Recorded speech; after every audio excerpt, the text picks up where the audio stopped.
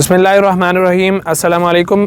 ये दिसंबर का महीना स्टार्ट हो चुका है और दिसंबर का महीना वो महीना है जिसको गर्मी की सब्ज़ियों के काश्त और सर्दी की सब्ज़ियों के काश्त के हवाले से बड़ा ही अहम महीना कहा जा सकता है। उसकी रीज़न है कि इस वक्त ज़्यादातर ज़मीनें खाली हो रही हैं, कमाद की कटाई शुरू हो चुकी है, मकई की कटाई शुरू हो चुकी है, चावल से फसलें फारिग हो चुकी हैं, ज़मीनें खाली हैं। ऐसे में ज़्यादातर लोग अपनी ज़मीनों से एक किस्म की जान छुड़ाने के लिए, अपनी ज़मीनों को ज़ाया करने के लिए गंदम की काश्त कर देते हैं। मैं इसको ज़मीनों का ज़ाया करना ही कहूँगा, क्योंकि जिस किस्म का हमारा गंदम को लगाने का तरीका है और उसके नतीजे में जो फसल हमें हासिल होती है, आप कभी हिसाब लगा कर देखें, आपको कुछ भी नहीं बचता। उससे बेहतर ये है कि आप अपनी ज़मीन को ठेके के ऊपर दे दें, बगैर मेहनत के साल के बाद कुछ ना कुछ चीज़ तो आपको हाथ के अंदर आ जाएगी। तो अगर गंदम ही लगानी है तो गंदम ऐसी लगाएं कि रिकॉर्ड पैदावार आए, आपके हाथ में कुछ 4 पैसे आ जाएं। उसके ऊपर इंशाल्लाह मैं वीडियो बनाऊंगा। लेकिन अगर आपने आम तरीके से ही गंदम लगानी है तो इससे बेहतर है कि आप सब्जियों की काश्त की तरफ आएँ।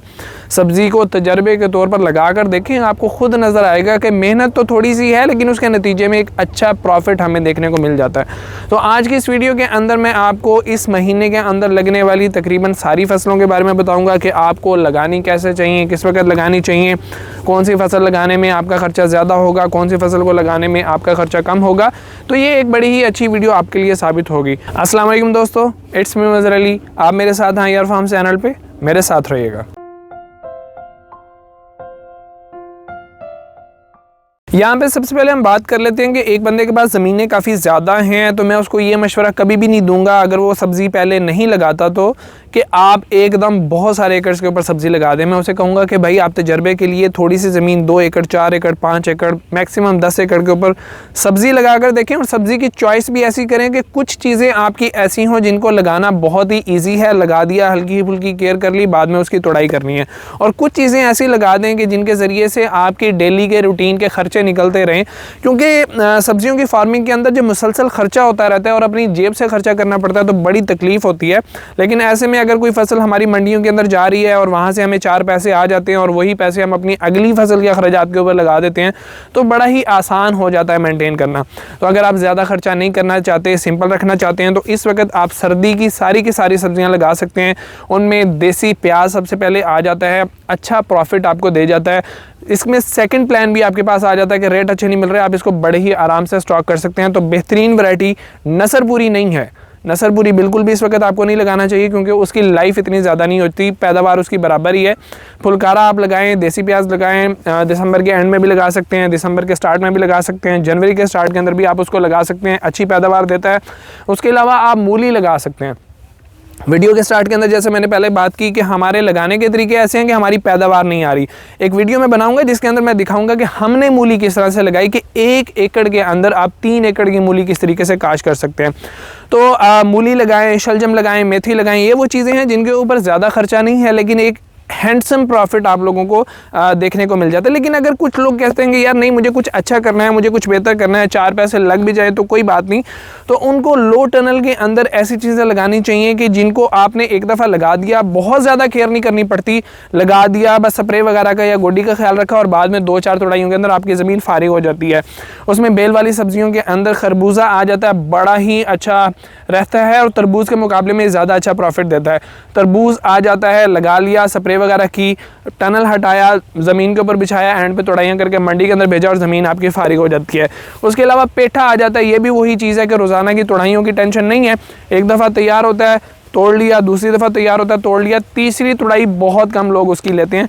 ये भी मुनासिब सा प्रॉफिट आप लोगों को दे देता है। तो ये जो 3 फसलें मैंने आप लोगों को बताई हैं, इनमें लो टनल का लफ्ज़ इस्तेमाल किया। ज़्यादातर लोगों को लो टनल के बारे में पता है, लेकिन अगर किसी को नहीं पता है तो इस वीडियो के एंड के अंदर आपको नज़र आ जाएगा लो टनल के बारे में मेरी वीडियो, जिसमें सारे अखराजात और लगाने का तरीका मैंने आपको बताया हुआ है। तो ये जो 3 फसलें हैं, इनको लगाने के बाद आपने ज़मीन के ऊपर ही रखना होता है, आपको एक्स्ट्रा कोई ख़र्चा नहीं करना पड़ता, तो बहुत ईजी है। लेकिन अगर कोई बंदा कहता है कि यार मैं टनल नहीं लगा सकता, मुझे ऐसी फसल चाहिए, चलो थोड़ा सा ख़र्चा हो जाए लेकिन प्रॉफिट अच्छा मुझे मिल जाए। तो उसमें मैंने आलू का एक ऑप्शन आप लोगों को दिया था कुछ दिन पहले। आलू आप लोग इस वक्त लगा सकते हैं, ज़्यादा मेहनत नहीं है, सिर्फ स्प्रे के ऊपर ध्यान देना है, क्योंकि सिर्फ बीमारी का अटैक इसके अंदर आता है। तो अगर स्प्रे के ऊपर आप ध्यान दे सकते हैं तो इस वक्त लगा हुआ आलू जिस वक्त मार्केट के अंदर आएगा तो उस वक्त पुराना आलू आ रहा होता है, नया आलू बिल्कुल ख़त्म हो चुका होता है, ना ठंडे इलाकों से आ रहा होता है ना गर्म इलाकों से आ रहा होता है। तो नए आलू की रमज़ान के अंदर बहुत अच्छी मार्केट बनती है। तो रमज़ान को टारगेट करके इस वक्त अगर आप आलू लगाते हैं तो आपको पता है कि पकोड़े समोसे और दूसरी चीज़ों का बड़ा काम होता है, तो आलू के रेट ऊपर चले जाते हैं। तो आपको बड़ा ही अच्छा प्रॉफिट देखने को मिल जाएगा। इसमें सीड थोड़ा सा महंगा है लेकिन वो अपने पैसे पूरे कर लेता है, और उसके बाद उस सीड से आगे भी आप बीज बना सकते हैं, 2-3 साल तक उसको बड़े ही आराम से चला सकते हैं। अब इसमें ये वो चीज़ें हैं कि जिनका आपने लगा दिया, लगाने के बाद आपको 3-4 महीने वेट करना पड़ता है, उसके बाद इसकी तुड़ाई आना शुरू होती है। अब 3-4 महीने अपनी जेब से पैसे लगाने बड़े मुश्किल हैं। तो मैं आपको यहाँ पे मशवरा दूंगा कि लो टनल के अंदर आप ऐसी सब्ज़ी लगाएं जिसकी तुड़ाई 2 महीने के बाद शुरू हो जाती है और आपके अखराजात जो उनसे हैं वहीं से पूरे होते रहते हैं। तो उसके लिए इस वक्त बेस्ट टाइम चल रहा है टिंडी को लगाने का। टिंडी की फसल अगर इस वक्त आप लोग लगा लेते हैं तो इसकी तुड़ाइयाँ इंशाल्लाह 2 महीने के बाद शुरू हो जाएंगी। आपकी खाद का खर्चा भी यही निकाल लेगी, आपकी स्प्रे का खर्चा भी यही निकाल लेगी, और उम्मीद है कि आपके घर के किचन का खर्चा भी यही निकाल लेगी। तो इस वक्त अगर आप लो टनल के अंदर लगा लेते हैं टिंडी तो फरवरी के अंदर इसकी तुड़ाइयाँ शुरू हो जाएंगी। और ओपन के अंदर जो टिंडी लगती है उसकी तुड़ाइयाँ मार्च के एंड पर जाकर शुरू होती हैं। तो आपके पास 1 से 1.5 महीना ऐसा होता है जिसमें दूसरी सब्जियां भी नहीं आ रही होती और टिंडी की काश्त भी लेट होती है, जिसकी वजह से आपको बहुत ही अच्छा प्रॉफिट देखने को मिल जाता है। तो टिंडी एक बेस्ट ऑप्शन हो जाता है अपने पूरे एरिया का, अपने फार्म के अखराजात को निकालने का।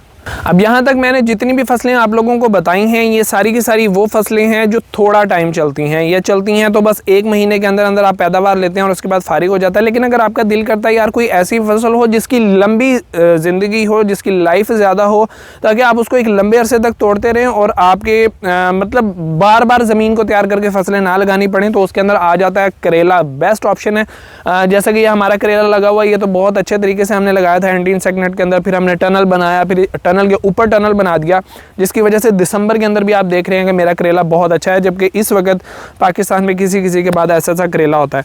तो लेकिन आपको ऐसा करने की ज़रूरत बिल्कुल भी नहीं है। लो टनल के अंदर आप लोग करेला लगाएं, जो हमारा आगे लग रहा है मैं आपको दिखाऊंगा भी, उसको लगाएं, उसको ज़मीन के ऊपर ही रहने दें। मार्च के अंदर जब आप उसके ऊपर से टनल उतारेंगे तो उसके साथ बांस खड़े करें, बांसों के ऊपर उसको चढ़ा दें। इस करेले की लाइफ जौन सी होती है अगस्त से लेकर सितंबर तक चलता है। 3 महीने के बाद इसने प्रोडक्शन देना स्टार्ट कर देनी है, उसके बाद हर 4 से 5 दिन के बाद इसकी तुड़ाई होती है। एक बहुत लंबा पीरियड है, एक बहुत लंबा टाइम है जिसके अंदर अगर दूसरी सब्जियों के रेट मंदे हो भी जाते हैं तो करेले का रेट अच्छा रहता है। करेले का रेट भी कम हो जाएगा तो कितनी देर के लिए कम होगा? 1 महीने के लिए कम हो जाएगा, 1.5 महीने के लिए कम हो जाएगा, इससे ज़्यादा क्राइसिस नहीं आया करते। तो फिर भी आपके पास एक इतना ज़्यादा टाइम है कि जिसके अंदर आप लोग अच्छा प्रॉफिट कमा सकते हैं। मज़े की बात, करेला वो फसल है अगर आपने इसको ज़मीन पे नहीं रखा, बेल को ऊपर चढ़ाया हुआ, तो आपकी प्रोडक्शन ही बहुत ज़्यादा होती है, जिसकी वजह से कम रेट के अंदर भी आप बहुत अच्छा प्रॉफिट कमा लेते हैं। इसके बाद ऑप्शन आ जाते हैं कद्दू के और तोरी के।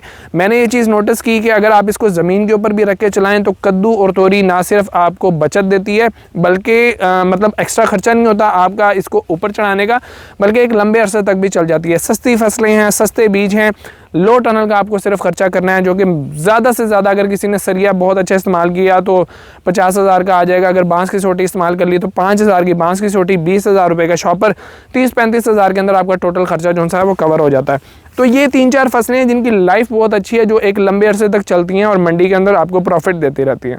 एक बात यहाँ पे आप लोगों को जहन के अंदर रखनी चाहिए कि इस महीने में लगने वाली फसलों के ऊपर अखराजात ज़्यादा नहीं होते, लेकिन इनकी ख़ास बात ये है कि आम फसलें जो टाइम के ऊपर लगती हैं, फरवरी के अंदर जाके जिन्होंने लगना है, उनसे ये 1 महीना पहले आ जाती हैं, जिसकी वजह से वो 1 महीना आपके सारे के सारे खर्चे पूरे करके आपको प्रॉफिट के अंदर ले जाता है। बेल वाली सब्जियों के अलावा आप लोग अगर इस वक्त तैयार पनीरी आपको कहीं से मिल जाती है, टमाटर की मिल जाती है, मिर्च की मिल जाती है, तो उसको भी आप लो टनल के अंदर लगा ले सकते हैं। लेकिन अगर आप लोग चाहते हैं कि मैं सीज़न के अंदर थोड़ी सी अगेती फसल लगा लूँ, सब्ज़ मिर्च, शिमला मिर्च और टमाटर की, तो आपको अपनी नर्सरी की काश्त अभी फौरी तौर पे शुरू करना होगी। आपकी नर्सरी टाइम के ऊपर तैयार होगी, आप टाइम के ऊपर उसको शिफ्ट करेंगे तो इंशाल्लाह बाकी सब्जियों की निस्बत वो जल्दी मंडी के अंदर आ जाएगी। तो थोड़ा सा खर्चा है, थोड़ा सा अगर आप मैनेज कर लें, इधर उधर से पैसे अगर आपके पास नहीं हैं तो आप लोग उनको इकट्ठा करके लगाएं। 1 एकड़ लगा लें, ठीक है। अगर आपकी ज़मीनें ज़्यादा हैं तो थोड़ा सा ज़्यादा लगाएं। लोग कहते हैं कि जी मैं सीखने के लिए 2 कनाल से स्टार्ट करना चाहता हूँ। भाई अगर आप थोड़ा लगाओगे ना तो थोड़ी फसल आएगी, उसको मंडी तक पहुँचाने का किराया भी पूरा नहीं होगा। इसलिए इतनी फसल ज़रूर लगाएंगे जब तुड़ाई करें तो एक रक्षा बन जाए, एक गाड़ी बन जाए जो मंडी के अंदर जाए। तो ये ना हो कि जितना कमाया तो वो सारा उसके किराए के अंदर दे के आप वापस आ जाएं। तो कम से कम 1 एकड़ से स्टार्ट लें। अगर आपकी फसली इजाज़त देती है तो 4 एकड़, 5 एकड़, 10 एकड़ के ऊपर भी अगर आप कर लेंगे तो ये कोई इतना मुश्किल काम नहीं है जो आप लोगों से हैंडल नहीं होगा। दूसरी बात यहाँ पे कि आप लोगों को अगर मुश्किल पेश आती है अच्छे सीड खरीदने के अंदर, तो हमारा ये उसूल है IR फार्म का कि हम अपने, अब यहाँ पे करेला भी लगा हुआ है तो 4 वैरायटियाँ लगी हुई हैं, लहसन भी लगा हुआ है तो 4 वैरायटियाँ लगी हुई हैं। इस तरह शिमला मिर्च, सब्ज़ मिर्च, हर चीज़ के अंदर वैरायटियाँ लगा के हम सीड को टेस्ट करते हैं। जो वैरायटी बेस्ट परफॉर्म करती है हम वो आप लोगों को प्रोवाइड करते हैं। तो अगर आपको सीड के बारे में इत्मीनान चाहिए कि जो मैं सीड लूँ वो मुझे अच्छी प्रोडक्शन देगा, तो IR फार्म से नीचे के दिए गए नंबर्स के ऊपर रब्ता करें। हम इंशाल्लाह सीड आपको कोरियर के ज़रिए से पहुँचा के देंगे। कोरियर के अखराजात भी हमारे होते हैं और सीड के रेट भी आम मार्केट से हमारे अल्हम्दुलिल्लाह कम होते हैं। तो दूसरी बात जो मैं करना चाहता हूँ कि सब्ज़ी के काम के अंदर अगर आपको एक सब्ज़ी के अंदर नुकसान हो चुका है तो कभी भी उसको ना छोड़ें, अगले साल लाजमी उस सब्ज़ी को लगाएं। क्योंकि अगर आपको नुकसान हुआ है तो दूसरों को भी नुकसान हुआ होगा, और अगर आप छोड़ने का सोच रहे हैं तो दूसरे भी उसको छोड़ेंगे। अब जो वो छोड़ेंगे तो लाजमी सी बात है वो फसल कम लगेगी, मंडी के अंदर शॉर्टेज आएगी और उसी चीज़ का अगले साल रेट लग जाएगा और आप पछताएंगे कि काश मैंने भी उसको लगा लिया होता। तो किसी भी चीज़ के अंदर नुकसान हो जाता है, 1 साल हो जाता है, 2 साल हो जाता है, 3 साल हो जाता है, जान नहीं छोड़नी। 1 साल ऐसा लगेगा कि पिछले सारे के सारे नुकसान आपके कवर कर देगा। उम्मीद है वीडियो से आप लोगों को कुछ फ़ायदा हुआ होगा। अगर वीडियो पसंद आई है तो लाइक ज़रूर कीजिएगा, शेयर कीजिएगा, मेरे चैनल IR फार्म को ज़रूर सब्सक्राइब कीजिएगा। मज़हर अली को इजाज़त दीजिए, अल्लाह हाफ़िज़।